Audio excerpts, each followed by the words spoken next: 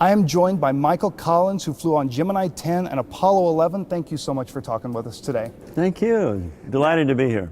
Now, you were part of the space program when really it was in its infancy, and there were a lot of experiments going on. Did you ever feel like a guinea pig as you were flying around?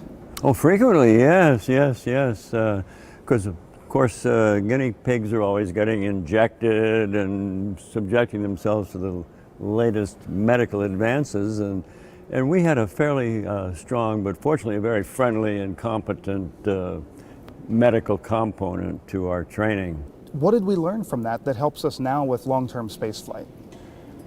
Well, there are a number of things, many of which I have just read about. For instance, effects on the blood supply to your eye, which changes in weightlessness. Of course, we felt stretched out. We actually were a little bit taller because the space between your vertebrae extends a bit. These things are not important at all for the kind of work we were doing, to the moon and back in 8 days. Not a medical challenge in that, but if you're talking about several years to Mars and back, then the medical component, the medical considerations become extremely important, perhaps paramount to such a trip. Now, when you were growing up, did you ever read science fiction? I did, yeah. I was a Buck Rogers fan. I used to prowl around in the caverns of Mongo, and I'm quite familiar with them. Do you think that influenced you wanting to be an astronaut? Not really. My coming into being an astronaut was sort of a stair-step program. I had an opportunity to go to West Point, which was a free education, and that was a very important consideration. And then when I graduated, I drifted over into the Air Force, became a pilot. One thing led to another. I was a test pilot at Edwards, and that at that time was a good entry point to the astronaut program. Now, have you ever experienced failure? I applied for the second group of astronauts, and I didn't make it. I was at that time just a brand new test pilot, and they said, "Yeah, you don't know enough." So I was very disappointed. It was a big flop. It was a big failure. Then the next time I lucked out and came into it. How did you deal with that, going from being turned down to reapplying? It ain't pleasant, I will certainly say that.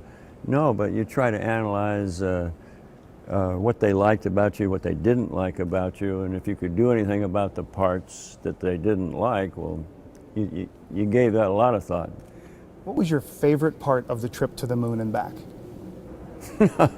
Seeing the parachutes open. Tell me about the importance of STEM. Well, I am very much in favor of science, technology, engineering, and math.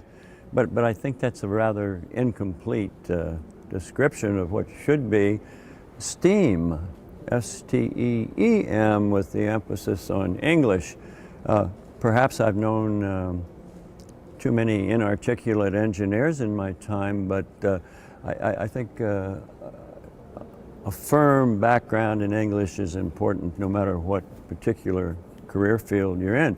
And I'd push it even one step beyond just English into, say, poetry, for example.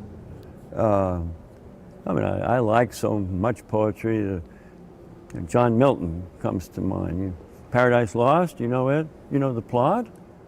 Barely. Okay, well, the plot was in STEM language. It's some guy fell off a cliff, and maybe God pushed him. In STEAM, it is. You know what it is in STEAM? Him the almighty power hurled headlong, flaming from the ethereal heights with hideous ruin and combustion down to bottomless perdition, there to dwell in adamantine chains and penal fire, who durst defy the omnipotent arms. So, see, I like the second version better than I do the first version, but that was my story. That's my anecdote. Anyway. Well, thank you so much for talking with us. Thank you.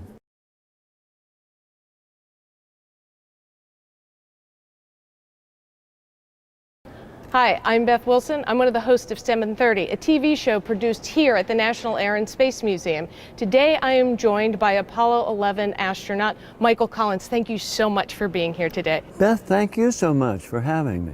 Now, you flew the command module by yourself around the far side of the moon where there was no communications. Yes. Was that isolating? No, it was a wonderful experience, and it was nice in a way that you might not expect, but the fact that it was quiet, silent, utterly, was good, not bad. It gave me a little time off from mission control telling me this, that, and the other. So I enjoyed the time by myself. How long was that break around the backside? 55 minutes, maybe, something like So that. you got a full hour of quiet Close to it, yeah. time to yourself. Now, I understand you have taken up painting. Yes, I do a lot of watercolor painting these days, and I enjoy it. It's a nice hobby. And, you know, you don't need a tee-off time or a lot of equipment. It's something that the more you delve into, the more you realize you don't know very much about how to go about it, and that's fascinating. You know, it's kind of like peeling the leaves off an artichoke. Oh, look at that one down there. I never thought about that before, and so on. And you'd like to spend a lot of time outdoors, because I've seen some of your paintings, and you like to do a lot of the nature paintings. I guess that's another quiet time for you. Well, I do. I fish a lot, and I try to do one sprint triathlon a year, so that keeps me, you know, run, bike, swim, and I can't do those things indoors. Although I might try. Come to think of it, that would be a little easier. Was there anything that you learned while you were training on Earth that really did prepare you for the Apollo missions? No, everything I learned. You know, you bring to a flight 30 years of living on this dinky little planet, and whatever you've been able to put together and try to retain, all that I think goes into the preparation for a flight. Thank you so much for joining us today. Well, thank you. It's been very nice chatting with you.